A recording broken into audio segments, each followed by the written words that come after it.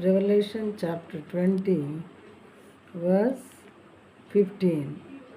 And if anyone's name was not found written in the book of life, he was thrown into the lake of fire.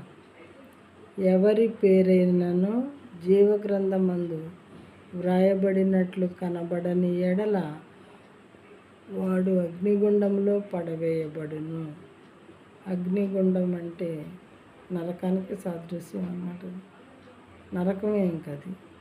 నరకం అంటే అది, దానిలో అగ్ని ఎప్పుడూ మండుతూ ఉంటుంది. మరి దానికి అంతం అనేది ఉండదు, యుగ యుగాలు కాలవలసిందే పాపం చేసినటువంటి మనుషులు.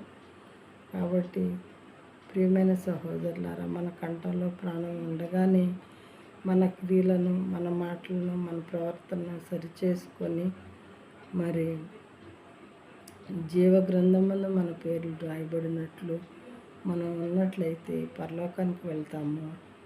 లేదా మన క్రియలు, మన ప్రవర్తన మరి సరిగ్గా లేకపోతే దేవుని దృష్టిలో మనం చెడ్డవాళ్ళంగా ఉంటాం. కాబట్టి నరకానికి మనం నరకం ప్రాప్తిస్తుంది. మనకు కంఠంలో ప్రాణం ఒకసారి పోయిన తర్వాత మనల్ని సరిచేసుకోవటం కుదరదు. కాబట్టి దేవుని వాక్య ప్రకారం నడుచుకొని భూమి మీద ఉన్నప్పుడే మన ప్రార్థన సరి చేసుకోవాల్సిందిగా మనవి చేస్తున్నాం.